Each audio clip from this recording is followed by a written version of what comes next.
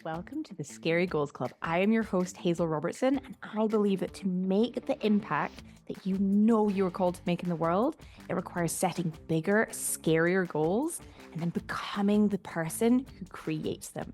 That is what I am here to show you how to do. That's what we're diving into with mindset, tools, tricks, really simple, practical, actionable steps you can take and start applying straight away. Because whatever you believe, we have this one life that we definitely know about. Start making the impact you know you want to make in the world. Fear is not a reason to stop. We keep going. We work through the fear. That is what we do in the Scary Goals Club. So come on in, come join, hit subscribe, and let's get started. Hi, and welcome to the Scary Goals Club podcast. I didn't even check what episode number this was. Anyway, it's the episode after the last episode. It's 30 something by this point. And yeah, it's good to be back on here. And I think my last one, I was feeling like a little bit under the weather. And last week, one did not go out. I had the Scary Goals Club podcast, Scary Goals Club call to go out, and I didn't put it out. And if I'm honest, like the last probably few weeks, maybe month or so, maybe a few months even, I have definitely noticed, I think the last few weeks, I've definitely noticed some of the early stages of burnout creeping in. And I know this because I have been burned out before. And like part of it is just like really struggling to have energy to even do like the most basic of things, or just feeling so tired. Stuff that like editing a podcast, doing all like writing in the show notes, like doing all that, scheduling it in, it's not a big deal. Like it doesn't normally take a lot of energy or effort, but that felt really hard. That felt really heavy. And actually what I just needed to do was like step away for a bit, just have a few days where I did a bit less, and also where I properly rested and like let myself just process through anything that was going on. A lot of burnout can come up from like self-doubt and like it's the mental stuff and the emotional stuff. So it's almost like we become emotionally burned out. It's not necessarily like the amount we're doing, it's the energy that we're doing it from. So it's how we're thinking, feeling when we're doing it. Like that's what leads to burnout. And so I noticed it just a bit more like heaviness, a bit more forcing, a bit more like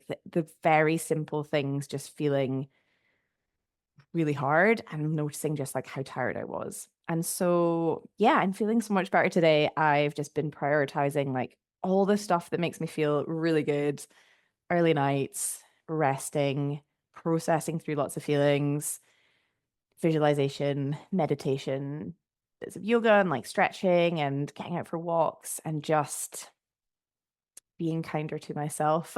It's like one of the key things that I like coach my clients on, and the skill that they learn is to have their own back and to be kind to themselves.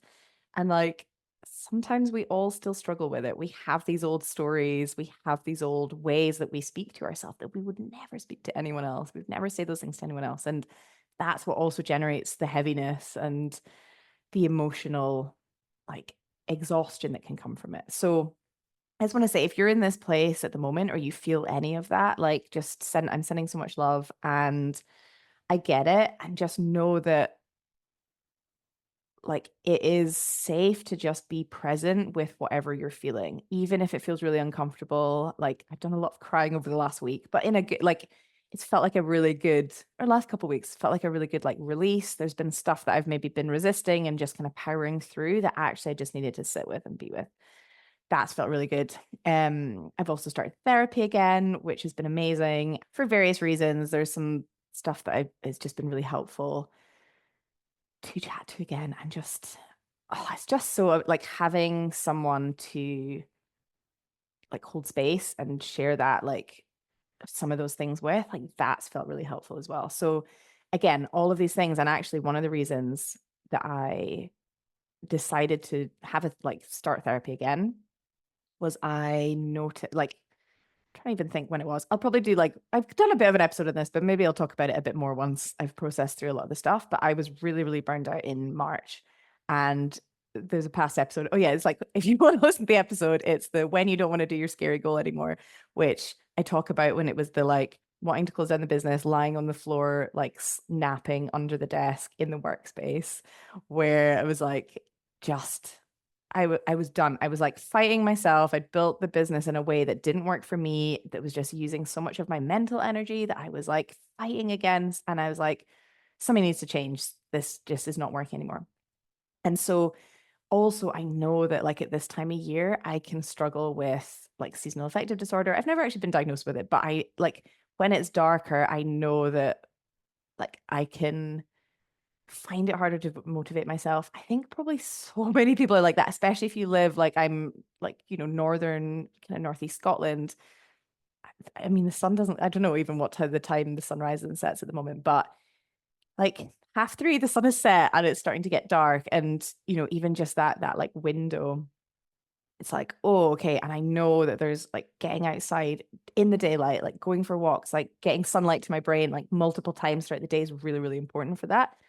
But I still know that I can get like my mental health, if I don't do the things proactively at this time of year, like I can struggle. I can also get ill, and then I like get frustrated that I'm ill, and then that doesn't help because I know how closely what we are thinking, feeling, like emotionally, what state we're in, that affects whether we're ill or not as well. Like if we are beating ourselves up and having this heaviness and feeling like guilt and anxiety, that is putting our body under a lot of stress if we're resisting those feelings. And I just realized I am going to get onto what I'm talking about today. I just wanted to give a really honest update of like where I'm at the moment, but we will get into today, which is like intentional belief and the power of like believing on purpose. And I've got a story that I'll share about with that. And so I know that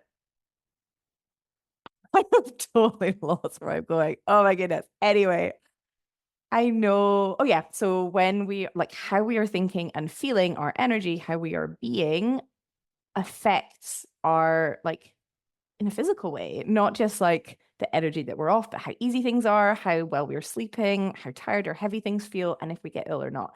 And I know that like sometimes maybe it's chicken and egg. Maybe it's like my mental health is like a bit more struggling a little bit and like feeling a bit lower and like motivating myself like in any way in like autumn kind of coming into winter. Then of course there's more bugs. So it's like I get ill. Then it's like harder, it's like I'm not resting maybe as much as I could. And I'm like feeling frustrated at being ill. And then that makes it harder. I'm just getting better. And then another thing happens. This happened last year with like Flynn starting nursery. And like literally it was like 1 or 2 weeks ill, 1 week okay. And it was like, oh, I have so much energy. And it was like something else. So part of starting therapy was also just to be preventative. I was like, I do not want to repeat last winter and like into spring. It was so hard, not only for me, but like for everyone around me, just being in that funk, feeling like I wasn't almost like pulling my weight and contributing. It was just, I was like so in my own head. So everything was like heavy and like I was spinning out so much. And I was like, I don't want to go through that again. And so this time I'm kind of looking ahead and being like, right, this seems to be something that happens a lot of time during the winter. How can I actually prevent that? So I don't know if you are affected by this as well, or like you feel that generally like your energy and mood dips a little bit in winter, which I think it does for a lot of people because we're like animals. We want to like hunker down in the winter, and it's easy to just like not want to go outside. But actually, I just know how important it is. Like getting out, doing exercise, like eating well, sleeping well, like drinking lots of water, like it's almost like what are the essential things that are gonna that will elevate and help your mood and help your energy levels. And so far, what are we in now? Okay, end of November. I was a little bit sick when I recorded that podcast, but I actually bounced back really quickly from it. And I think just by doing these preventative, proactive things, it's been really helping. And part of that's like all the tools that I teach and like using those, but also it's having someone one-on-one who's holding space for you. Like that, it's just why coaching is so powerful. It's like, I know for me, I figure a lot of things out by speaking them out loud. And so having someone who's like holding that space, having someone who's reflecting things back and pointing out things in your brain that you can't see yourself, because it's like, it's just so powerful. So yeah, feeling really good. I actually just pressed a button. I'm going to make sure that it's still recording. I accidentally pressed my keyboard. Yeah, we're good. We are good. Let me just do this. 2 seconds. Okay, cool. So yeah, and I feel like it's interesting. One of the things that I was chatting about in one of the sessions was like, I feel like and this is partly linked to like last kind of February, March when it was like, it felt like a rock bottom moment for sure. Rock bottom in terms of certainly the last like few years, probably actually since 2019. It was like a real low. Just, and one of the things even that I've been feeling more recently is like I've maybe not been as like open or I guess vulnerable. There's the fear of vulnerability, but it's like not feeling like I'm being as open with stuff that's really maybe going on for me. And I think part of it is like, the last bit has been a bit, last few months has been a bit of a struggle in terms of me beating myself up, all of that kind of stuff. And I'm almost like, here's a podcast about scary goals, and who am I? It's so much self-doubt. I'm like, who am I to talk about scary goals? Like, what am I even doing? What am I even doing that's like scary at the moment? It's like, okay, the podcast was scary and now it's not. And it's like, I used to do a lot of like have like endurance goals and expeditions, and they felt it was like almost quite a part of me. It was like I can go out into these like crazy, remote, really extreme environments under a lot of, I guess, danger and pressure and stress and things happening and like thrive in them. Not all the time. Sometimes maybe I'll talk about that in a future episode, but like, and some of the mindsets and where my brain could go to and like bringing it back. But I feel like at the moment, maybe it's like physically not able or not wanting to like put the training load that would take me away from like Lynn and Luke. And there's probably a little bit of a fear of doing like entering some big physical race, like endurance race, that, adding in another thing, like if anyone listening has like young kids, like they take a lot of energy in an amazing way. But it's like, I know that balancing that and the like domestic stuff around it, and also having time to and making it feel super chilled and having the time to like rest and like sleep well. I think I definitely have there's like a certain amount of endurance. Like I ran on Monday for like an hour and a half with a buggy, and that felt amazing. And I guess it's like, actually, if I can do an hour and a half run a few times a week, that could probably be like a decent endurance race. So maybe I'm just making excuses, but I know that almost like beyond that, like my body needs more sleep then to recover. And so it's like, okay, then I go to bed earlier. So it's less time that Luke and I get to hang out, or it's less time to like tidy and sort stuff when Flynn's in bed, or, there's all these different elements. So I just know that if I'm upping a training load, something else has got to give energy wise and often time wise as well. So I feel like I've got my like amount that I'm running and like strength stuff that I'm doing at the moment that feels really, really good. And maybe I don't need to enter something, but yeah. So there's been a lot of, anyway, that is a roundabout way to say there's been so much self-doubt, I think, with this podcast. And maybe that's also partly why I was like not putting out last week's podcast. It was like, well, who am I to talk about scary goals? I've done these things in the past, but like, what am I even doing now? I'm not like leading the charge, doing like extra scary things. And like, yes, I can talk about it and coach people on it, but I don't know, maybe it's just feeling like a fraud, or like, who am I? And I know that that's that like imposter syndrome. Like we all get it because it's like self-doubt creeping in of like, who am I? Especially in being a woman. And I think a lot of times in the UK, I'm sure it's in other places, but there can be a lot of stuff of like, don't get ahead of yourself, don't get above your station, like, who do you think you are? All of that stuff that people say about other people, or that's like brought in as we're like socialized and as we're like raised, sneaks in. And so imposter syndrome, whatever you want to call it, like self-doubt, we all have it. And it's just like, I've definitely been in that. And it's coming back to like the thing I often come back to that might be helpful for you as well, is like, why not you?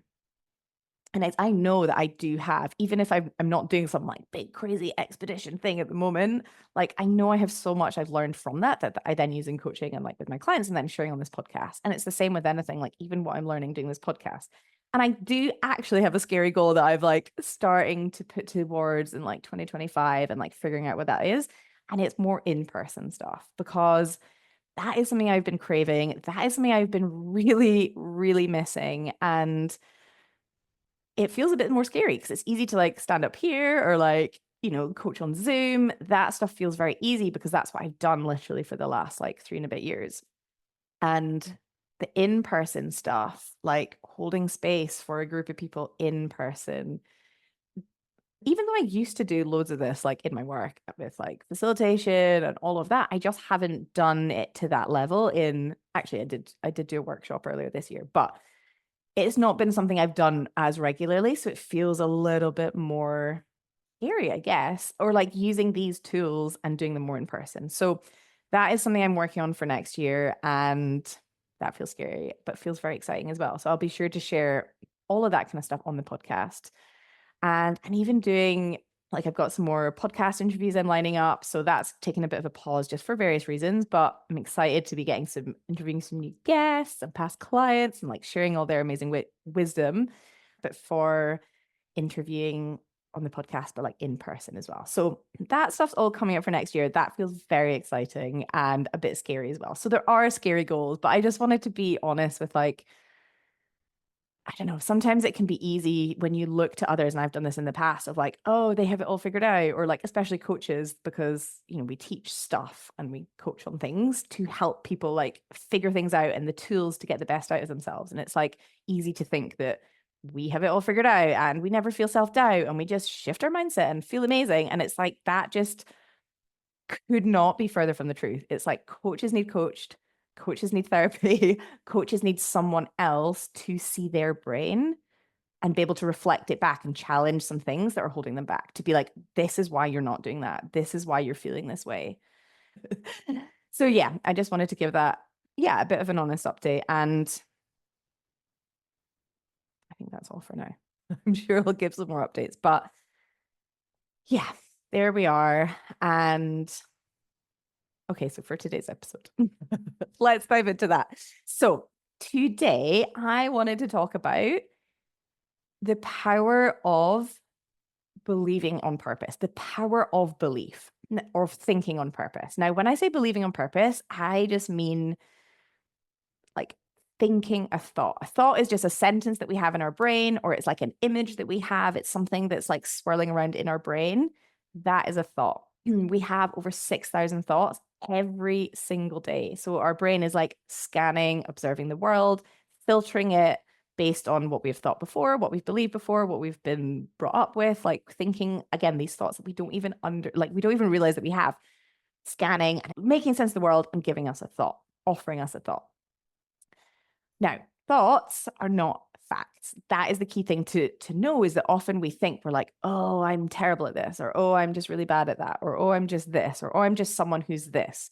That is not a fact. That is a story that your brain is telling you. And the reason that's so important to know is like, you can change it. Once you understand what you are thinking, you can then change it to be whatever you want. And the most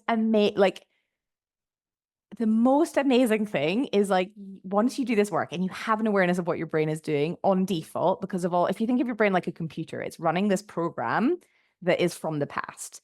It's like past programming of stuff you didn't necessarily choose, or like an event happened to you and your brain makes sense of it. And then you believe that, and then you create more events like that. And then it is like, see, you're just terrible at this, or you're just that. It's giving you all the self-doubt.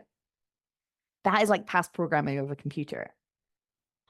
You can believe like literally anything that you want just because you want to. There is no like thought police. No one can tell you to think something.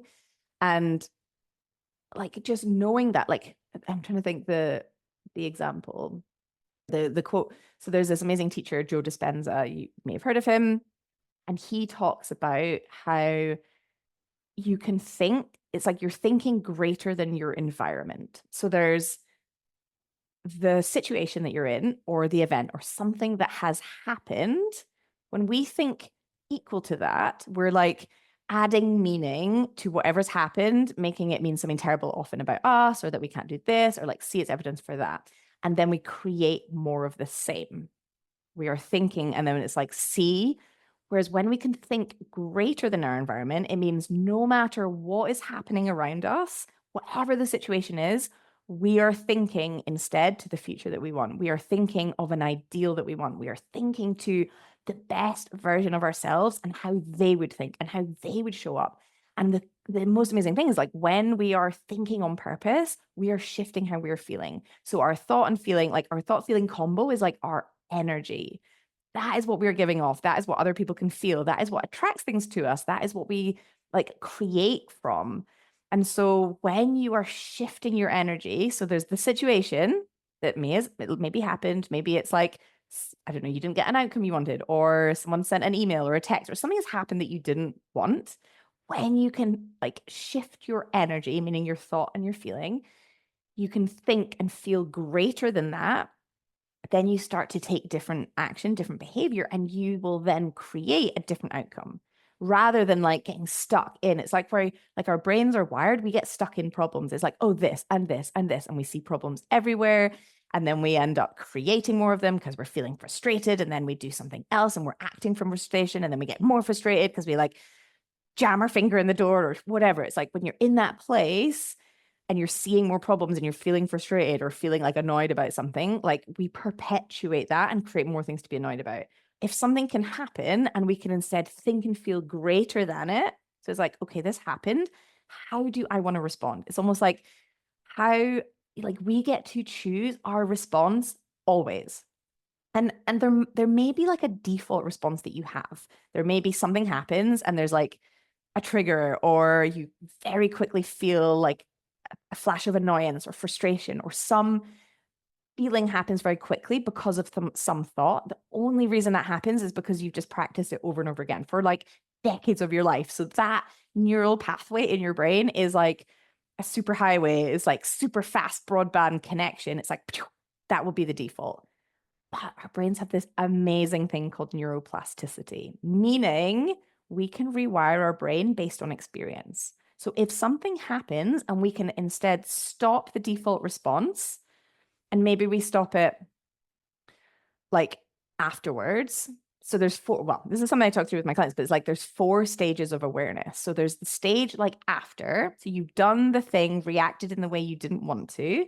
And then you're looking back and you're unpicking it like, oh, interesting, this is why. Then there's like, you're starting to react in that way. So your behavior, you're starting to do the thing, but you're like catching it in the moment and stopping it. So you've still done a bit of the behavior, but you've changed the outcome because you're no longer continuing the behavior. You're like stopping it. You're maybe starting to get frustrated or annoyed about something, and you're starting to stomp about or like fire off an email, and then you catch yourself and you stop. So that's like the second stage, is like you're catching it in the moment. The third stage is like something happens, you feel the rush of emotion, you have the thought, your brain goes to the thought, you feel the feeling, but you catch the feeling, you process it through, and you don't act from it. Okay, because how we're thinking drives how we're feeling, drives our behavior. So you either catch it after, you catch it in the behavior, you catch it like during the feeling, and then you process that through and you don't actually act. And then you can maybe like, or you can catch it, you can see your brain offering you the thought, but you're not caught up in the emotional state of it. So you're not like believing the thought, you're like, oh, interesting. So that's the kind of like before. And then you stop doing it at all. You have like changed that neural pathway. You've changed your response and your intentional response so many times that you're no longer doing it. You've literally like rewired your brain. You are not reacting in that way. And this is like it's just the most it's just the most amazing thing, because you realize like when you truly understand this work.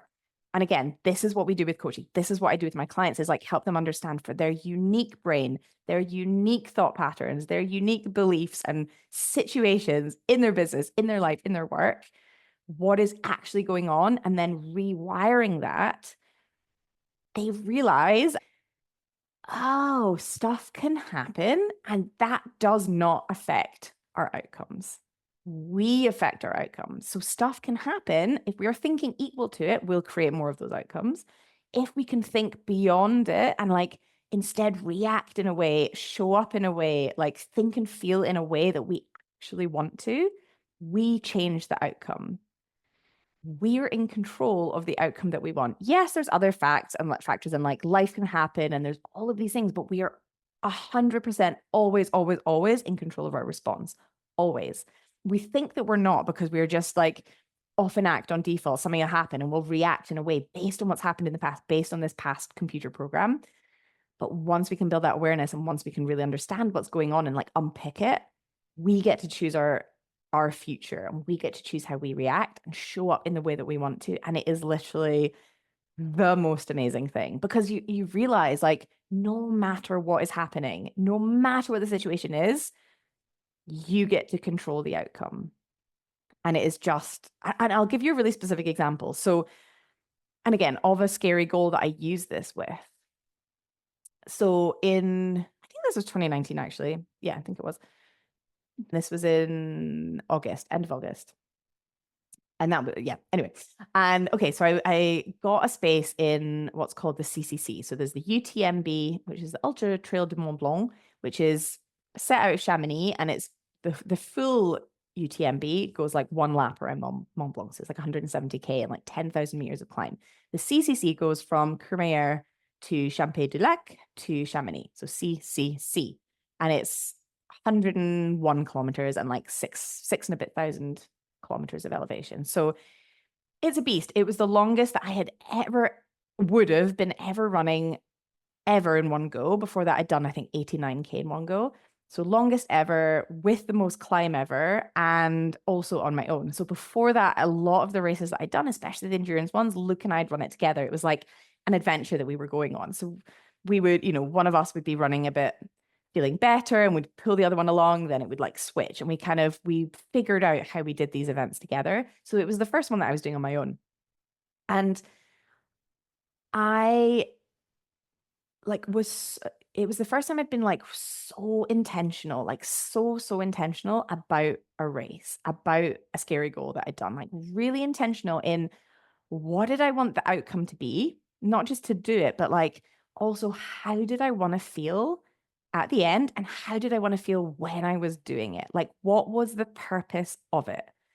And it was the first time, I guess I trained probably the most for it as well. And that was really intentional. But the purpose of that race was to like get to the end and be grinning, not to be broken, not to be hobbling, not to be just scraping through, which is what I'd done in previous races. Like I'd got through, but literally I was like taped up, and it had been way beyond what I had like really trained for. Whereas this one, I was like, I want to enjoy the whole race. Every 101 kilometers, I want to just love it. And I want to just get to the end and feel amazing. I want to get to the halfway point, or Champay-Lac, maybe it's at 60K. I can't remember. I want to get to Champay-Lac and I want to feel like fresh. I don't want to be like, oh my God, I've still got like 40 something K to go. I want to be like, I feel amazing. Like those were it was like setting that intention of like, what is that outcome I actually want? And then it was like, how do I want to feel when I am running? And this is the amazing thing. It's like, you can decide on purpose, how do you want to think and feel? Like you have full control over that. And the more intentional that we can be, the more we will actually make that happen. So I was like, I want to feel calm when I'm running it. I want to feel like grateful and joyous. Those were the like feelings. It was almost this like expansiveness of like be running in the mountains with like amazing people. I've trained for this race. I've worked so hard for it. I want to just like soak it all up and love every single second. And the thought that I had, so this was like thought. You can think of like an intentional belief, a thought, a mantra, something that you want to believe on purpose, that you are deciding intentionally, I am going to repeat this to myself. I am going to believe this. I am going to like work on this to believe it. And the thought will generate in you a feeling that's going to shift your behavior and shift the outcome. And so the thought I had for this race was, I'm going to run as if I can run forever. Or it was like, run as if I could run forever. And when I imagined that, like run as if I could run forever, I just felt this like deep sense of calm coming over me. I was like, run as if I could run forever. I was like, how amazing. And it like, I felt it slowed my heart rate down. This wasn't even in the race, just like practicing it ahead of time. It was like slowed my heart rate down. I knew what pace that would be. Like if my breathing was like, it's like, I knew that I couldn't run forever on that. But if it was like 2 in, 2 out, I knew that I was like, that is me running. As I felt like I could just keep running like that forever. And I knew that it would also help me like take bites of food now and again, rather than waiting till I was like so hungry and then like shoving something in. And on the race, like there were so many things that were like you plan as much as you can, but there's always going to be stuff that happens like in the moment. So many things. Like at the start, they set off two waves together, and they have like slightly staggered start times, just so they're not there's like not this mass of people trying to get on this like through the town and then into this like narrow trail. But they set off two at the same time. I'm not sure why they did that. And so literally there was so many people. I needed to pee. So I had like ducked off as we were like running through Kermayar, ducked off for a pee. Like I don't know how many people then got in front of me like just by peeing.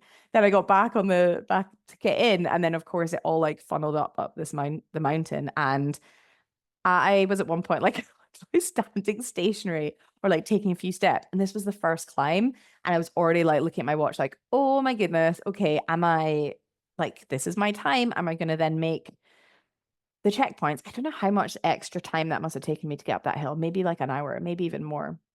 It was like, okay, I was, but I kept coming back to that mantra because I could have got really frustrated. I could have got like, oh, this is so annoying, but like checking my watch and checking my watch and checking my watch. But instead, it was like, okay, I'm going to run as if I'm going to run forever.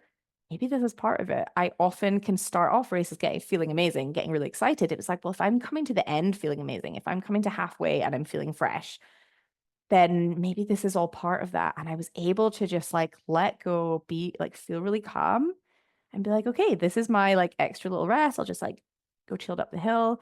And then it was so fun because on the way down, I got to like pick people off and you're overtaking and like you get this like little boost of like running past people and like skipping up the side. And I came into the first checkpoint. And again, it wasn't like, it was like, okay, I'm cool, super relaxed, run as if I could run forever. It was like, take some bites, take this. And everything just felt really fluid and smooth. And even when I was then anytime I was running, anytime I was on like a hill and I could feel my heart rate going up, I was like, run as if I could run forever. And I would just like slow my pace down just a little so that my breathing just like came back down to normal. I didn't even check my heart rate on my watch. I barely even checked how far I'd gone.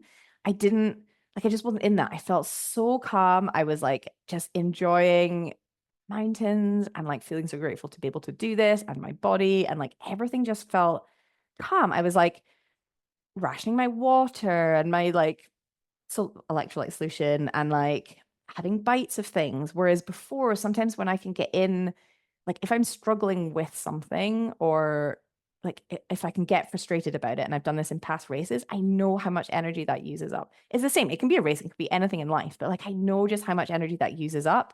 And so by feeling just like calm and like joyous about it, it's like, this is literally amazing. Like, fun as if I could run forever.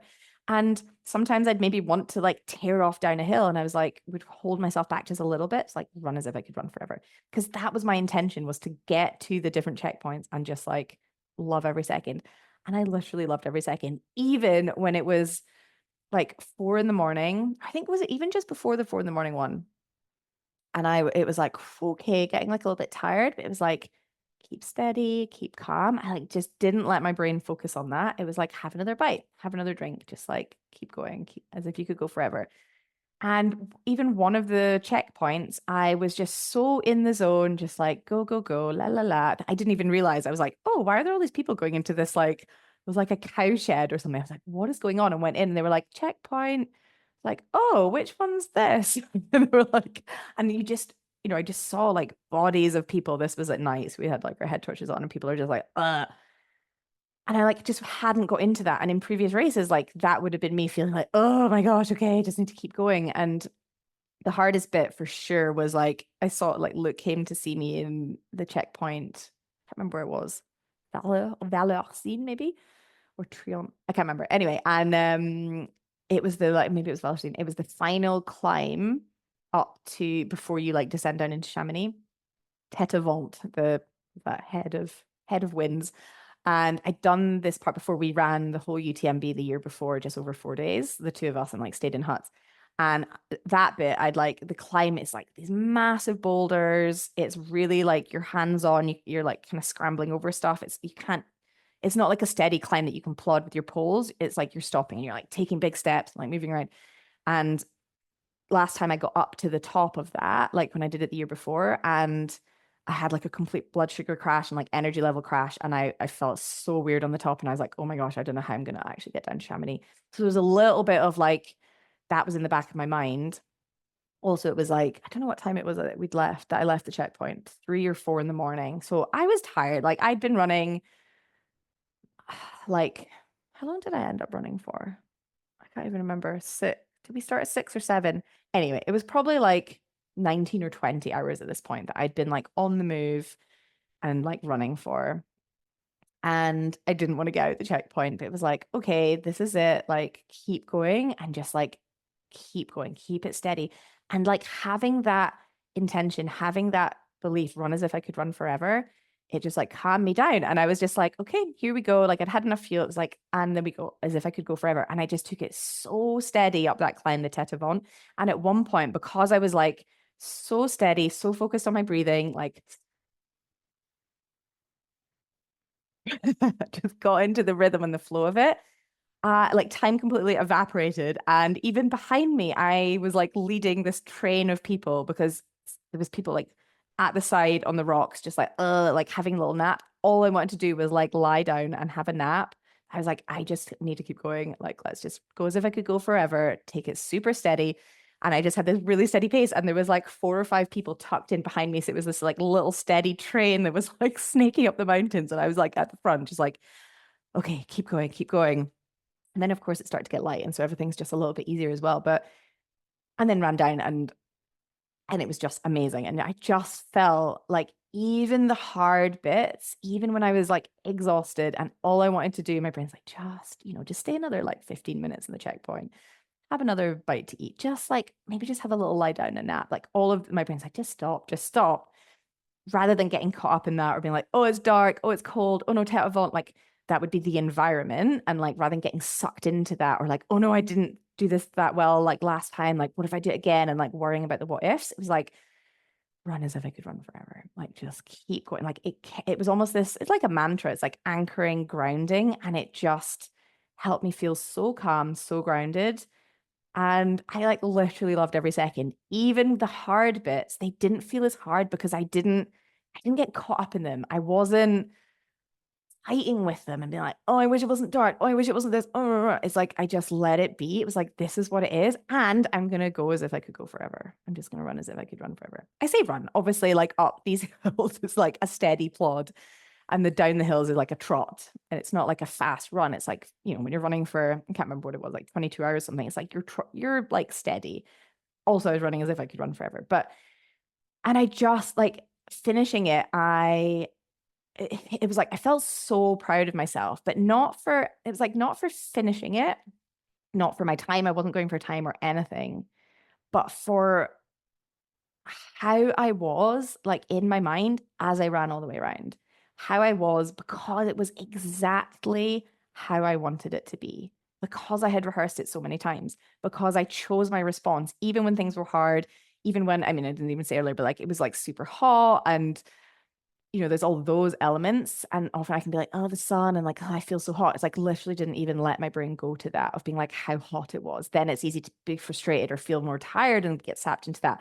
Didn't even let myself look at my watch to be like, oh, I've got this long to the checkpoint or this point, which I can often do. It was just like maybe a quick glance of like, okay, cool. And that's just it. And like back to just being so present, like run as if I could run forever. And so I just want to offer for you, like thinking about what that is, like whatever is happening with your scary goals, something you're working towards, any setbacks, anything that is like not going how you'd planned, or anything where you can feel yourself maybe getting frustrated, getting a bit annoyed, getting a bit like, and you want to focus on the problem and you want to just be like, well, this and this and this. Just knowing that you are using so much mental energy on that, and it's like creating more of it. When we are focused on the problem and just so focused on it, we're going to see more problems everywhere. Instead, if you can just think bigger than your environment, think bigger than the problem, focus your brain on like, okay, what is the outcome you want? What is the solution you want? How do you want your energy to be? How do you want to think and feel? And like, what is a thought that you can have that you can practice? And to practice a thought, there's so many ways to do it. I'll give you like 3 ways. So here's 3 ways to practice a new belief. One is like, get some post-it notes, write it down, put it somewhere you're going to see it, move it around, because if you see it in the same place too many times, your brain will become like blind to it. So it's like, put it somewhere, put it on a mirror, put it somewhere else, move it, change the color, get like a pack of these, like change the color, put a belief like in different places. So you see it. And every time you see it, almost like close your eyes and just say it to yourself and feel it in your body. A belief is like an intentional belief is only useful if when you think it, you physically feel different. You have changed your emotional state, because if not, you're not actually believing it. So the key thing is to have something that's really believable, that you're like, you think it and you're like, "Ah," or like, ooh, or whatever the feeling is that you're wanting to embody, like having something like that and actually physically changing it. So the first one is like post-it notes and moving it around. The second one is just grab your phone and put, you can set like alarms in your phone, just put the belief and just like set a few alarms throughout the day. And then once the alarm's gone off, like reset it for tomorrow. So it'll come up and it'll punctuate different times of your day, and then like look at it. There's also apps you can do that you can feed in beliefs and it'll like put them up as a notification so you can see them, and not just like, yeah, dismiss, but like actually reading it, saying it to yourself or saying it out loud and just like feeling it as well. And then the third way that you can practice new beliefs is just like writing it out, like just writing it out a few times. And it's not just writing it, but like writing it really sinking into it. Actually, there's so many ways you can practice new beliefs. I'll give you another one. I'm like, here's 3, and there's actually more. Another way that you can practice a new belief is you can like record yourself saying it into your phone, like as a voice note, and then play it back. You can even say it a few times. If it's one belief, maybe there's a few different beliefs. And if you can play it back to yourself first thing in the morning, or if you can do it like last thing before bed, when we're like in that state, like in the morning, like when we've just woken up or we're just going off to sleep, we can tap into our subconscious. So like the part of our brain that's like almost operating on default, that's like the deep beliefs, we can start to reprogram them when we're in this like slightly more susceptible state. So you can actually listen to yourself. It's almost like affirmations. Affirmations and beliefs are the same, and thoughts are the same. I guess affirmations are useful thoughts and helpful thoughts, but the key thing is to believe them. If you don't believe them, they'll just like wash over you, and it's not going to change you physically and emotionally. So it's like changing your physical, emotional, energetic state. That is the key thing, because that's going to make you take different behavior. If not, your subconscious brain is just going to be running the show. And I'm trying to think of another way to practice new beliefs, saying it out loud. And the other key thing is like really practicing something happening and changing your response. So again, like before I was doing the CCC, I was practicing this belief when I was going out for a run. So like something would happen and I'd feel myself getting sucked into it, or annoyed about something, or frustrated, like whether I was like looking at my watch, and I'd catch it and redirect my brain to like run as if I could run forever. So it's also like noticing when in your environment you're like getting triggered or reacting a certain way that you don't want to. And then it's like bringing in the belief that you want to be practicing. And the more you practice and the more you build this familiarity of this belief, the more it will become a default response. So it's just practicing it. And I'm trying to think if there's any other ways. I guess the other key thing to know with all of this is there's there's the building the new belief. The other key component with all of this is like letting go of unhelpful beliefs. And that's a key thing that we do in coaching, is like, what are those beliefs holding you back? Because if there's some belief, like for example, with me with the CCC, if there was some belief that like I couldn't do it and like what's the point, and like something under there sitting, that is like that I'm not even aware of, that's like sitting below the surface in my subconscious, that's always going to be running the show. I can be like, run forever. And then it's going to be like, yeah, but you're not going to do it anyway. Or like, yeah, but whatever the like unhelpful subconscious programming is, it's also being aware of that. So it's not just like thinking positive thoughts and doing all these things, like that in and of itself isn't going to do anything if you don't address the unhelpful beliefs holding you back. But that's for another podcast episode and for coaching sessions. And so, but I just wanted to give an example of like how you can decide, like with anything that's happening, to be intentional with like how you want to think, how you want to feel. That's going to drive how you're behaving and showing up, and that's going to drive the outcome. And so just knowing, like, as you go about your day to day, as you go about your next week and the rest of your life, you have the power to choose anything that you want to think. Okay. So be intentional, because if not, your subconscious brain, beliefs that you've just taken on from childhood or things like these are just going to be there calling the shots. And so it's like giving your brain something that you want to believe on purpose. That's how you create the outcome you want. It does not matter what's happened. The situation is the situation. You always can think greater than the situation. You can always respond greater than the situation. You can always respond exactly how you want to with practice and with intention. So I hope that was helpful, and sending you all so much love. And I hope you have an amazing rest of the week and an amazing day ahead. And I'll see you next time. Bye. Mwah. Hey, thanks so much for listening. If this was helpful, please hit subscribe and leave a review. This helps get this work in the hands of more purposeful people. That is, more people creating bigger, scarier goals, making an even bigger impact in the world. And if you want to take this work deeper and work with me directly, head to the show notes and I've put all of the information there. If you've got any questions, or if there's anything you're like, ooh, I'd love you to talk about that on the pod, please just get in touch. I love hearing from you guys, and I'll see you next time in the Scary Goals Club.